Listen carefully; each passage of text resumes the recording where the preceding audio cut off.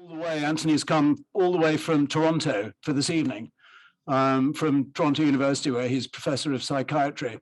And he arrived yesterday. He's going back to Toronto tomorrow, but he's come especially over here to show us the film and share it with us here at the Frontline Club, for which we're all extremely grateful. Thank you very much. And welcoming you, and also welcoming Sana Safi from the BBC. How many years have you been there now at BBC? In total, I would say 13. Oh, a long time. A long time. A long time. But, and I'm staying there. Thank you very much for coming. And just some quick words before we do questions and answers. You've no doubt got a lot of questions you want to ask. One point I would like to make on occasions like this, to stick to if we can stick the questions to the whole theme of this evening of Anthony's film and the points he wants to make about trauma for the Afghan journalists and how we can help them and that sort of thing, which we'll discuss and so forth. And without making statements, if questions are short as possible, because there are a lot of people here that will want to ask a lot of questions. And another point is the sort of Chatham House rules for this evening. Do write, broadcast the journalists among you what you wish about this evening. But the one thing that is definitely a no-no is to mention any names of people that were in the film, or anything that might be sensitive for the security of the people, because most of the journalists that were in the film are still in Toronto, aren't they, Anthony? Apart from one of them. Afghanistan. In Afghanistan, yeah, sorry. And so one has to be very careful about their security. So anything you write or broadcast, do bear that in mind, bearing that in mind at the moment. Phones, usual thing, I didn't hear any ringing at all, but just to make sure that they're off or silenced. And before the questions, I was just going to ask Anthony if you want to say anything more following the film of bringing it on, because this was made in about 18 months ago, and is very much of a lot of it was filming from 2018. Right, yeah. And I was actually there for all of 2018. I heard quite a few of the bangs, sadly, that actually went off in the film, and I remember them only too well, I'm afraid. But Anthony, over to you, and then if you would like to, after that, it's over to the floor, and Sana and Anthony can ask questions at will. So really, the documentary was overtaken by history. Made the documentary to try and put the human touch on the behavioral data, and then with the collapse of the Afghan government, we couldn't release the documentary because it would compromise the safety of the journalists in it. Mujib is now in Canada. He got to Vancouver, but the other 5 journalists are still in Kabul and basically send emails every day saying, help, get me out. So there's a great poignancy when I see them speak about their hopes for the future and the desire to stay in Afghanistan and try and make a difference, because now they are all desperate to leave. One of the things that I'd just like to just talk about very briefly before I hand it back to you and Sana is that, why show so many images of graphic violence, which was something that I thought long and hard about. I've been doing this work for 20 years. I haven't come across a more traumatized group of journalists than Afghan journalists. And I think if one wants to understand why symptoms of post-traumatic stress disorder are so common, why rates of depression are so high, one needs to get a sense of what they experience. This is just a tiny snapshot in time of what these journalists go through. The documentary is 29 minutes. The graphic violence in it is perhaps 90 seconds, 2 minutes at most. But it gives you this powerful sense of what their working lives were like, that when they left the bureau, they didn't know whether they would come back, and they were living with this day in and day out. And they had to deal with these kinds of events and these kind of images that do not go away. And it becomes so much more difficult when you're not getting any kind of help for it, or the support of news organizations who are recognizing this extraordinary high levels of trauma. So, after a long and lengthy discussion with my editor, who was very experienced, we decided to put some of these images in, recognizing that they do shock and they appall, but they do reflect the reality of what was going on in Afghanistan at the time. What the situation like is now, I don't know. I mean, the violence seems to have calmed down, but what's interesting about trauma is that the emotions that people experience don't go away. And now they're probably made much more complex by the fact that they're desperate to leave and they can't leave and they're worried about the future in so many ways that wasn't apparent when we made the documentary 18 months back. But the important point is that the symptoms of post-traumatic stress disorder that they spoke about, the re-experiencing of the trauma, the flashbacks, the nightmares, the intrusive recollections, feeling cut off from other people, feeling disconnected from the world around you, the hypervigilance that you experience. These symptoms don't go away, they don't fade. They stay there. If anything, they become magnified with time. And so you've got this group of individuals stuck in a very difficult situation, desperate to get out now. The motivation that they had is to try and contribute something to Afghan society is very different now. They want to leave, and they're struggling to get them out, but they're still left with the residue of all this trauma. So it makes for a very difficult situation for these people. Thank you very much. I mean, my one thought about the film, as well as the points that Anthony has just made, is that in the fullness of time, as a record of what these journalists have been through and how they cope and how they keep going. I mean, on just one day when 8 of them were killed, the next day the journalist was still going to the next bomb, or the next time, the next week, or whenever it was, and quite extraordinary watching them and beholding how they did do it in Afghanistan. Quite extraordinary. But are there any points you want to make at all? I would just say that it was very difficult to watch. First of all, thank you for doing it. Thank you for making the documentary. It was very hard for me to watch. And that's why I was busy on my phone, because I was trying to skip it. And I'm not going to cry because I haven't got any tissue. Most of them are still there. I had to fill in a form today for 30 of them, but I know they're not going to make it out. Very difficult. Now, time to move on with questions, so people can ask and engage in the conversation. The first one, with your left hand up in the back. Oh, well, ladies first, yeah. Hi, my name's Lynn O'Donnell. I was the bureau chief for AFP and then for AP in Afghanistan between 2009 and 2017. I know a lot of these people. I also was friends with people who were lost. I'm very interested in the figure that you have, saying that people have had a certain percentage, I can't remember now, psychological help. I don't know anybody who has any access to psychological help in Afghanistan. Where, how, why, and what impact did it have? So, great question. The data that we collected with respect to the psychological health was very rudimentary, which was, have you received any kind of therapy for your emotions? And it was a yes or no answer. So we don't know what kind of therapy that they got, how lengthy it was, how skilled, how specialized. Do make reference to the WHO report on psychiatric care in Afghanistan, which came out a few years back, which is exactly the point you make. That's quite rudimentary. There's not an emphasis on mental health. That can perhaps explain why the journalists who said they'd received help in our study didn't benefit from it.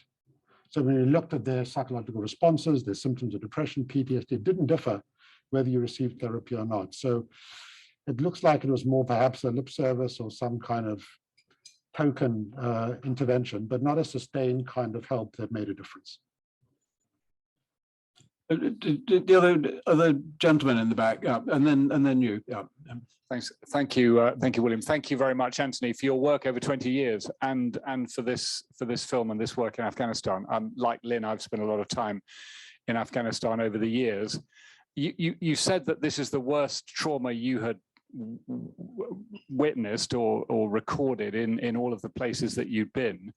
I mean, I guess the only other group of journalists that I can think of who have any sort of similar experiences are the journalists in Iraq, 2003, 4, 5, when there were suicide bombings all the time and they were going out every day. And I spent a lot of time in those years in Baghdad, and they were a remarkable group of people, and they were doing it because they wanted to record the grief that their country was going through. And I think we saw some of that in the interviews with your Afghan journalists. They felt that they were witnessing something important. They felt that this was a valuable job. And I just wonder, in your recording of the effect of PTSD, which is at very, very high levels, and PTSD and depression in this group, how much of the sort of sense of their sense of personal fulfillment, professional fulfillment, post-traumatic stress resilience, if you like, the fact that they were doing a job that mattered, how that played into or plays into the way that they deal with the issues that they face day to day. Yeah. I think it's a really good point, and I think it was a very important motivating factor. Samira speaks about it in the film, about her love of her country and the need to do this work, and if we don't do it, who's going to do it? So I think, you know, the motivation was actually very high. Just a little, you know, a cautionary word about my data, which is that clearly there are high rates of trauma, and I do believe that. I'm very conscious of, you know, parachuting into a country that I'm not familiar with in terms of the culture and arriving at definitive conclusions about what's going on. I think I'm very, very careful of that. Work very carefully with translators and Dari and Pashto, etc. So when I put up the numbers, I think it's more a reflection of not so the absolute number, but in fact, this is a very traumatized group of people. Is it worse than Iraq or Syria? Who knows? And is it those kind of comparisons, I think sometimes don't make any sense because there's just so much trauma everywhere. But I do think that despite it all, they liked their work. They liked being journalists. They didn't want to do anything else. So yes, on one hand, you're recording history, which is important, but I think just the craft of journalism, they liked. When I look at Mujib and the kind of work that he did with his NGO, that was enormously impressive. You know, since 9/11, building up this NGO, they had outreach across the entire country. They were actively engaged in journalist education, promoting freedom of expression, etc. And then overnight, it's gone. It's just gone. You know, and he says to me now, all his efforts have just disappeared. And the loss of all that just compounds the loss that you see from the trauma. So I think that's one of the big things. You know, obviously, we couldn't capture it in the documentary because who knew that the country was going to collapse like this? But the profound loss that he experiences, that his life's work has gone, basically. Everything that they built up, one pride and joy, this vibrant free press, just seems to have disappeared. And, you know, you're left with the pain of that. So I think that compounds everything right now. Can I add a point Yes, to that? Samir. I would slightly disagree with what you said, Anthony, that some of them like it. I think the percentage who like what they do is very, very small. The resilience comes from the fact that they have no other choice. This is their country and it has been at war and they have to cover it. If they had an option, somebody put it really nicely. Somebody said, if you have a good job in Kabul with a good apartment, food on your table, and a good job, why would you go to Helmand? That's like simple as that. And so for most of these people, the reasonings were financial, a sense of duty, responsibility. I mean, that's how I feel. I was asked, why are you still with the Afghans recently? And I said, because that's where I'm needed the most. Yes, I can find money, right? I can live, I can work in a shop and I can earn, but that's where I am making an impact. That's why I'm still with the Afghans. So I think for most people, it's a sense of duty, responsibility, and because they have no other choice and they have to do it. One, and the second point is that now that they're at home, most of the journalists, the trauma is going to triple and double, because now they have got the time to reflect on what they did. In the past, it's the same with us. on the day-to-day basis, yes, there is an explosion, you cover it. There is a death and destruction. But once you go home and there is peace and quiet, then you understand. So I think that these people, the future, now that Taliban have essentially killed the media in some ways, it's the slow death of the media that the country is experiencing. People are at home and they have the time to reflect on what they did in the past 20 years. So it would be really, really difficult. And I wouldn't be surprised if we saw suicides and all sorts of related incidents as a result of what's happening. Yeah.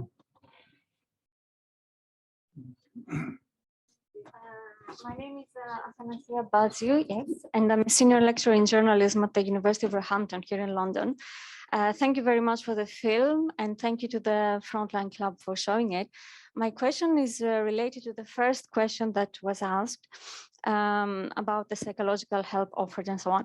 I noted that you said that a very small number of journalists got help, and also that the majority of these journalists are male.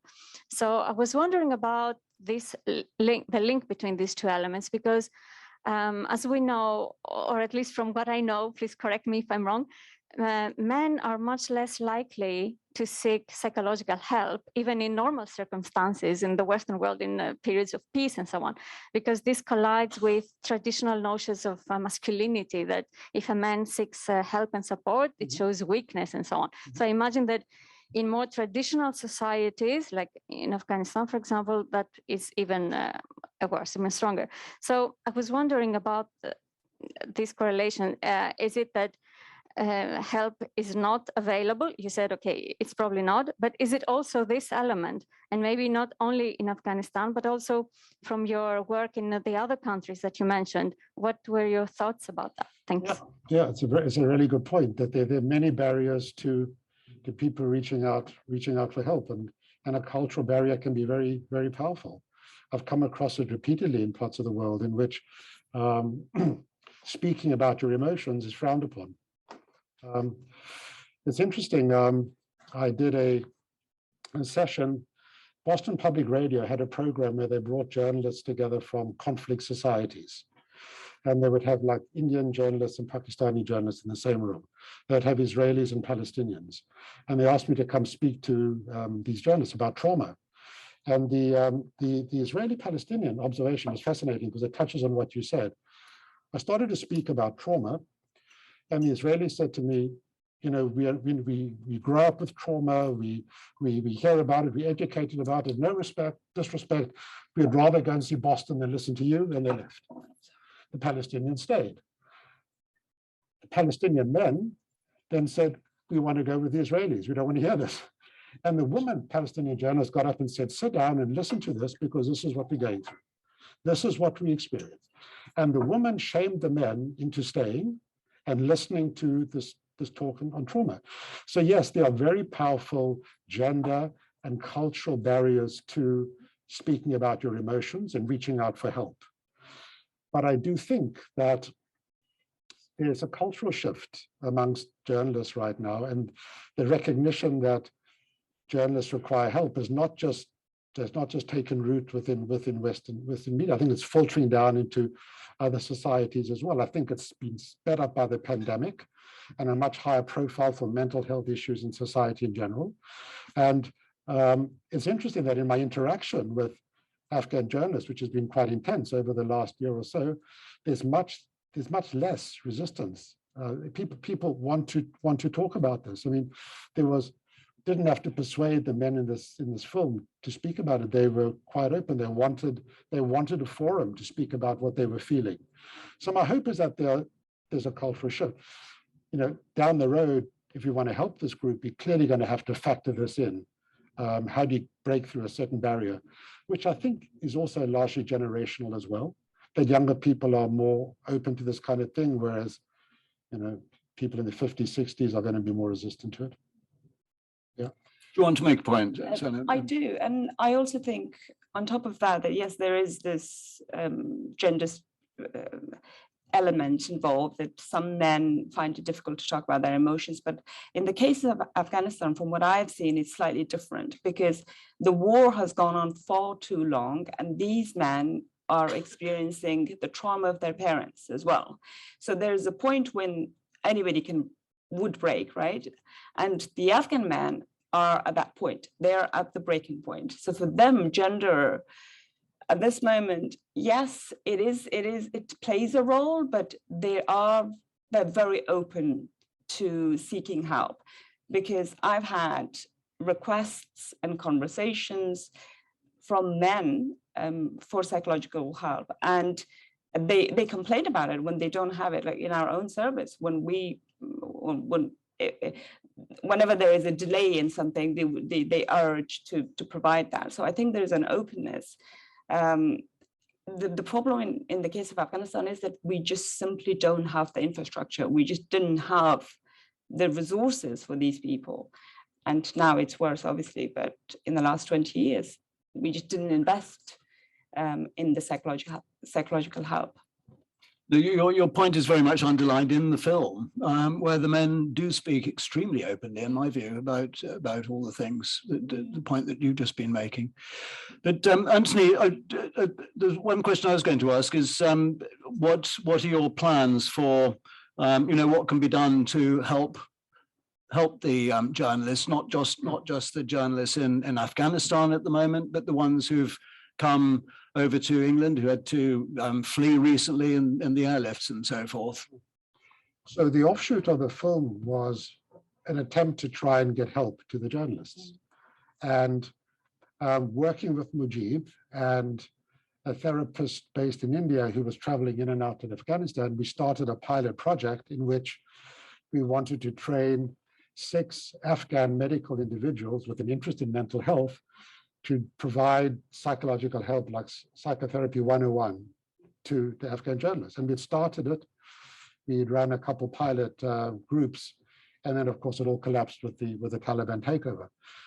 But potentially there's a way to, I think, help journalists using the internet, using therapy given via Zoom, etc. Because one thing we've learned from the pandemic, this is very effective. I mean, I've not seen a face-to-face patient for the past 18 months. You can reach a lot of people via the internet. So with the help of the Rory Peck Trust and Clotilde, who's in the audience, we are trying to put together a program in which we can offer some limited psychotherapy to some Afghan journalists, but more importantly, we want to be able to train some healthcare providers who can then provide some very basic mental health therapy to Afghans. Not lengthy psychotherapy for deep trauma, but basic things like how to manage your anxiety, what can promote good mental well-being.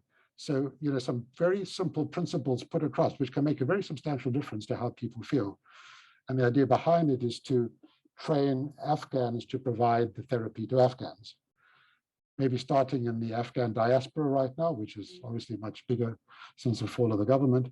And then hopefully, depending on what transpires down the road, being able to put that back into the country. So we've got some ideas, and I think we'll be able to get something started hopefully fairly soon.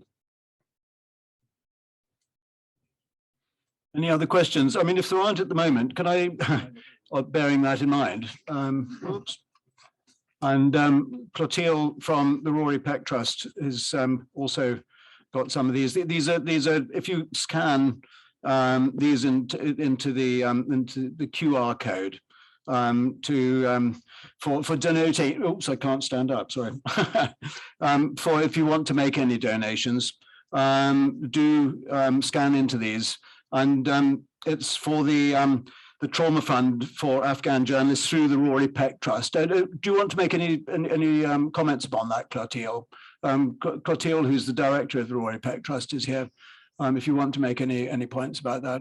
Yeah, just for anyone who's not familiar with the Rory Peck Trust, we've been providing assistance to journalists for 25 years, and we've seen an increasing number of requests for assistance that are about needing financial help to pay for trauma therapy.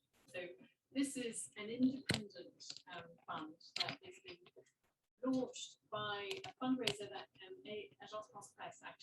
held through an event where they interviewed Anthony and talked about this film and talked with Naveed and some other Afghan journalists.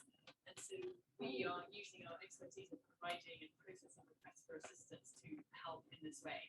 So the QR code that's going around is specifically for the trauma fund for Afghan journalists, and every single penny will go straight to some pain therapies. Thank you very much. Thank you very much. Are there any other questions people would like to raise? Oh, sorry, I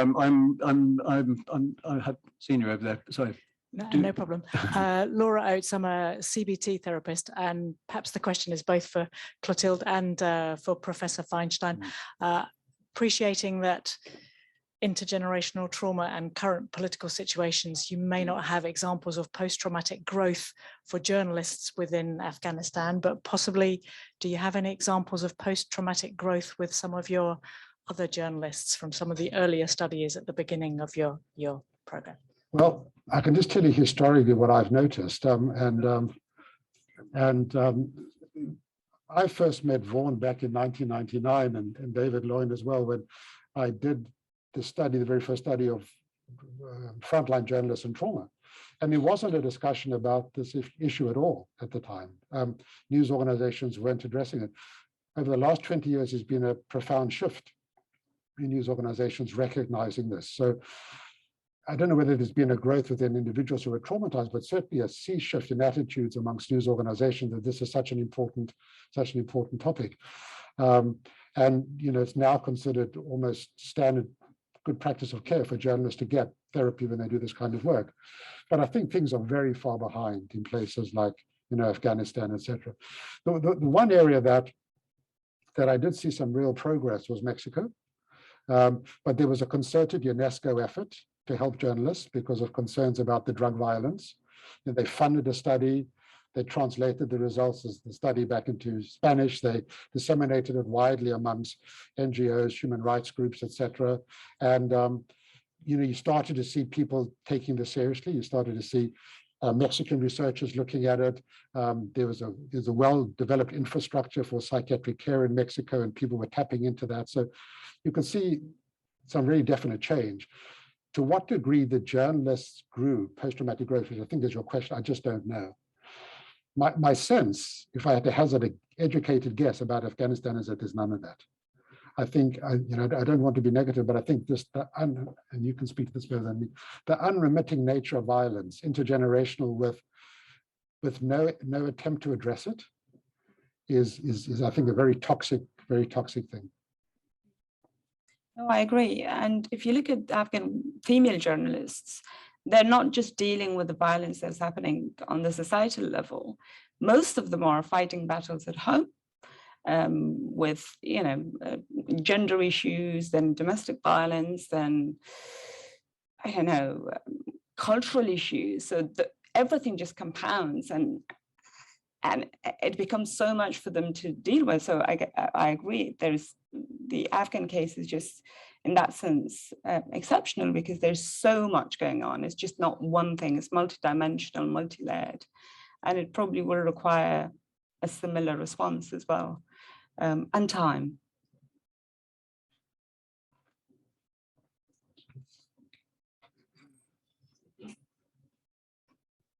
Thank you very much for your film. There's been a question about psychological growth, and also Ms. Safi spoke a little bit about the consequences that will still set in of this trauma. Now that the journalists, to a certain extent, that the situation has changed anyway.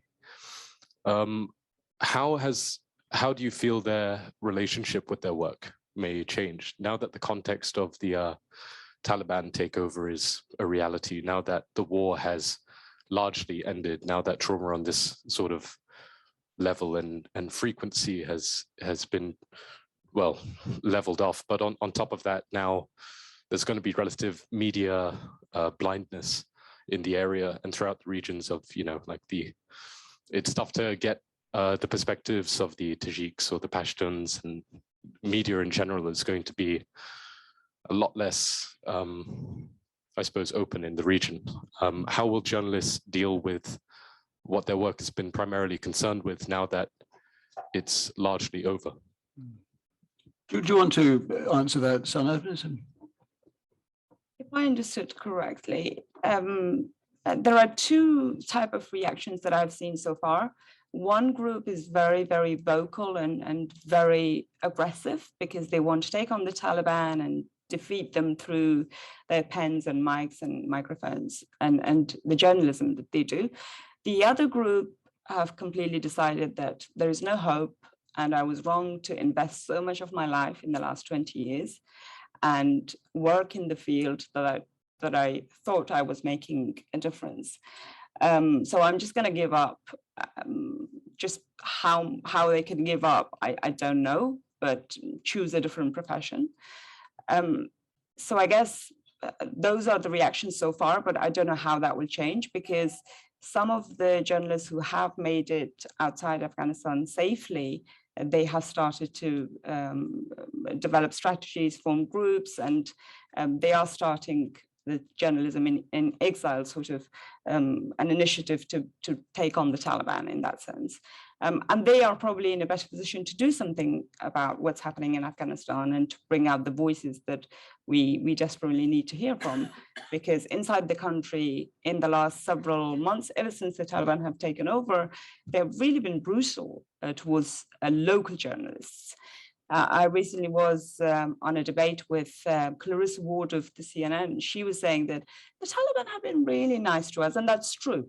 Clarissa is a brilliant journalist, and the Taliban have been really nice to foreign journalists like Clarissa, because she has a foreign passport, like all foreign journalists. You have foreign passport, you have privileges, you have the backing of your own governments. But local journalists like the Italat Rose, for example, it's an independent outlet.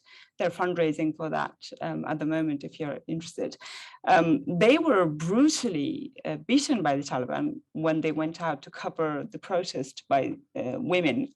And today as well, around 20 women came onto the streets to demand that their right to education and work must not be silenced, or they must not be silent. And some journalists went out to film them. They were beaten in the most horrendous way. So the Taliban are taking on the journalists. And I actually interviewed the spokesperson of the Ministry of Interior today. He's called Qari Saeed Khostai. And this guy was on a panel recently, just before the Taliban took over. He said, he was asked a question. He said, how would you deal with, the free media, the women and the civil society? And he says, my personal view is, we have announced an amnesty, but my personal view is that the Islamic Emirate should forgive anybody, the workers of the previous regime, the security forces, but they must not forgive the journalists, because they are the ones who sow the seeds of, I don't know, whatever they regard as pro-Western, anti-Islamic in their own sense, or anti-nationalist in their own words. So if you have men like that and people like that who see journalists as the number one targets, I think it's very difficult to reason with them as well. So they will do anything to silence you. So yeah, I don't know if that answers your questions, but that's what's happening. Sorry. Just one quick word about, just to follow up on that, the notion of post-traumatic growth. You've got to have the circumstances to allow post-traumatic growth. So certainly it does happen. But when you're constantly in a difficult situation, constantly being traumatized, you're not allowed any space to grow, and indeed your legs are being undercut from you all the time, I don't see this being conducive to post-traumatic growth at all, to be honest. I know people are resilient and people can survive terrible things, and history's shown us that. But for post-traumatic growth to be a real entity, you've got to have circumstances around you that allows it to flourish. And I think that's going to be very hard in a situation like this. I would endorse that. I mean, one of the problems at the moment is the economy completely falling to bits. And so how are the journalists, with all the trauma they have at the moment, going to be paid? How are the media organizations going to function? The government has absolutely no money either. So the international, their national media is going to have enormous problems. And the private media, there were 12 satellite satellite television companies in Afghanistan, which survived economically on advertising, but the people that were going to pay for the advertising aren't going to pay for it now. So it's going to be very difficult to. It's going to add to all the trauma that you were pointing out, and the point that you were making to help them recover from it as well.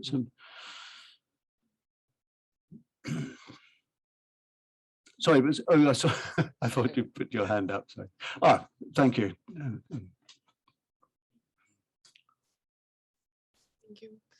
Thank you so much for the movie and the work you've been doing, Professor Feinstein. I think my question is related to kind of what help can be done. And I think one of the journalists have mentioned the fact that media companies encouraging their journalists to go in the more extreme situations, try to get information from most dangerous situation. There is competition between agencies who gets that information first. And I guess my question is regarding would your data, what do you think there would be a significant difference in PTSD data if agencies weren't pushing their own journalists to get that, I guess, the information from those critical situations as much, and if they were just doing their job from the duty perspective and deciding themselves what information they want to cover. Yeah, you know, there are many variations on this theme. I mean, you know, one of the big problems that I've seen with journalists who are traumatized is exactly this. If you've been traumatized, if you look at the criteria for post-traumatic stress disorder, you can break it up into various symptom blocks. One of which is you have this involuntary recollection of the trauma through your nightmares or your flashbacks or your intrusive memories. The next category is avoidance. So when a person's been traumatized, you want to avoid recollections of your trauma. You don't want to go back to the scene of where the traumatic event took place. Your body's physiology is in rebellion, as it were. It's a defense mechanism. And so the notion of going back to the scene of where the suicide bombing took place can be overwhelming to a traumatized person. But journalists find themselves in this bind because if you're traumatized, your body is giving you this message, but then you've got your boss, the news organization, saying you've got to go back there to report on it because we want you to be at the scene of where things took place. And so they find themselves in this extraordinarily difficult situation, and that re-traumatizes the person over again, because that's definitely what you don't want to do if you're traumatized. You need time and space and security and safety to start healing. If you don't have that, if you've got these market forces that are pushing you relentlessly to go back and report the news, you aggravate everything. And so I think this speaks to, you know, what you touched on, is that you've got this extraordinarily toxic culture of individuals like this, traumatized by their work, but not having a choice because there's the economic necessity, what, I lose my job, etc. And it just magnifies everything. Oh, sorry, I think you were next, actually. Sorry about that. And then could I just ask you to follow on from that? Is there a difference in 30-year-old men who've lived their entire lives in this situation, war all around them, and journalists who are 30-year-olds who are in other countries who perhaps, I'm trying to remember the names of the countries that you had studied. Is there a difference in the type of post-traumatic stress? Because there were so many young children in your films. Yeah. It's a very good question. Around these traumatic areas. I'm very leery of comparing cultures because they're so different and people respond differently. I think, you know, there's a universality to trauma. In other words, if you're put in a situation that was life-threatening, it's going to distress anybody irrespective of where your culture comes from. But it will manifest in different ways. And, you know, so I'm very conscious of, it's almost like comparing apples and oranges to say that this is where. That said, there's been an awfully long time for exposure to this kind of thing in Afghanistan. And I think that starts breaking people down. I think there's just the relentless nature of what it is, and there's no real respite. And, you know, everybody has a particular threshold beyond which you can start developing symptoms. So I think, as much as I'm loath to make comparisons, I think what I've come across in the Afghan data set is extraordinarily high relative, even to other terrible conflicts like Iraq, etc., where there was terrible violence. as you know so well. But this is just ongoing. It just goes on and on and on and on. Just one more question, because we're reaching sort of 8:30 at the moment. Yeah. Thank you, Professor Feinstein. There's been a lot of recent interest in the use of MDMA, drug with the street name of ecstasy, for the potentially breakthrough treatment of PTSD. Is this an option you're looking at? The answer, quick answer is no, because but it's a really interesting data set that's coming out using these hallucinogenic drugs, which sounds quite paradoxical to treat trauma, but the principle behind that is when you alter a person's emotional state, then recollections of the trauma can be less painful. There's also a movement to use that for people who have terminal illness, that it becomes easier for you to contemplate the end of life issues when you have perhaps an altered perceptual state. That would be extraordinarily difficult to do in a population like this. Number one, access. You need to do it in a very kind of controlled environment. Getting people to come in for that kind of therapy is complex. Even within traditional Western society, the number of people getting it are extremely small, clinic-based, with a lot of backup in case something goes wrong. I don't think it would work in a situation like this. Well, Anthony, look, thank you very, very much. And Sana, thank you very much for your answers as well, which are extremely helpful. And thank you for all the questions. I have one, sparing your blushes, Anthony, I bought a copy of your book.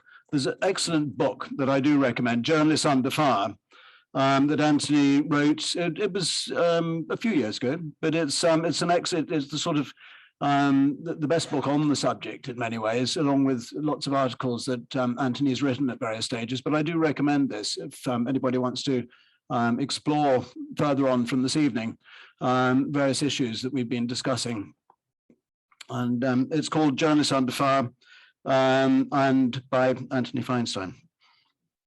And so that's it for this evening. With do you want to say any sort of farewell words at the end? Encourage you all to cheer up a little bit. Yeah.